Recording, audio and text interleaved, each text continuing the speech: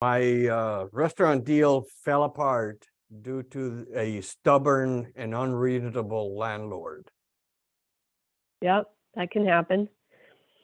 Let me tell you, What did he want? the buyer, he says the buyer is unqualified. Well, the buyer operates two restaurants, one of them for about 10 years. Buyer was paying cash. Buyer had 850 points in credit score, never late in any payments, and yet, buyer's unqualified. I think, quite frankly, that Chinese landlord was discriminating against a Chinese buyer. But I don't have any proof. So in the lease, does it say, usually a lot of the leases say that the lease cannot be assigned without landlord approval, which shall not be unreasonably withheld. Yes, it says that, but the lease expires in about a month from now. And now we're trying to get it renewed. And then when we have a renewal for at least a year with option to 5 more years, then we can go after that clause. Yes, indeed. So what, if the landlord is saying buyer's not qualified, is the landlord wanting to see more cash in the bank? Or is he just not being specific enough that you can understand? He doesn't talk to me. He only talks to the owner of the restaurant.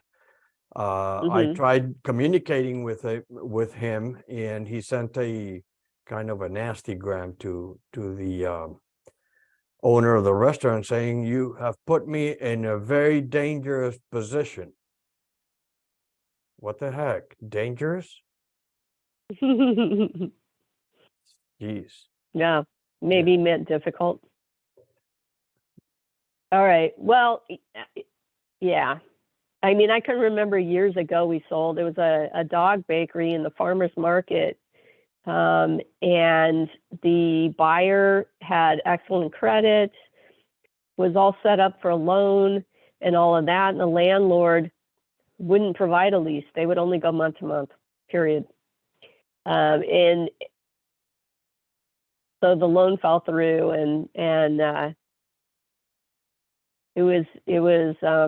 but the landlord wouldn't even tell us that because he had given the other guy a 2-year lease, which 2 years is not enough on an SBA loan. You need longer than that, but nonetheless, it was something.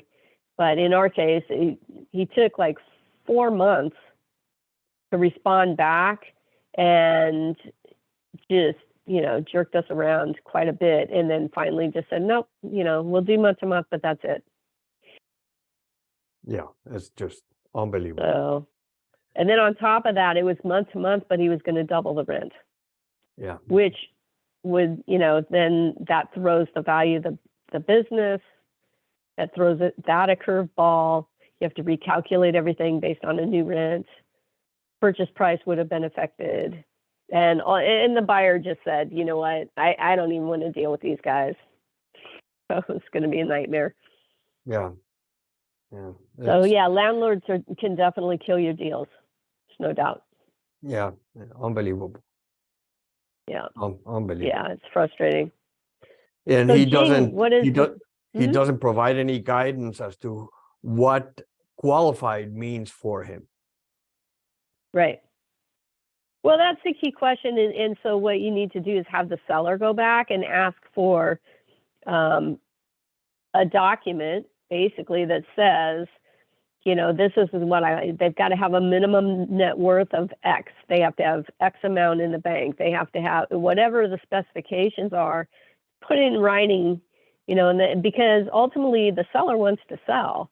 So the landlord is sabotaging the seller's efforts also. That is correct. So the seller's the one that needs to go back to the landlord and say, hey, look, I've been a really good tenant. I've paid my lease every month on time and all of that. And I have reasons that I wanted to sell my business. I have something else that I need to do, whether it's family or whatever. And, please help me out and at least tell me what it is that will satisfy you so that we can find another buyer that'll work, Yeah. So, Yeah. yeah, sometimes they're just heartless bastards and they just don't care. Yeah. It's Yeah. the way I see it.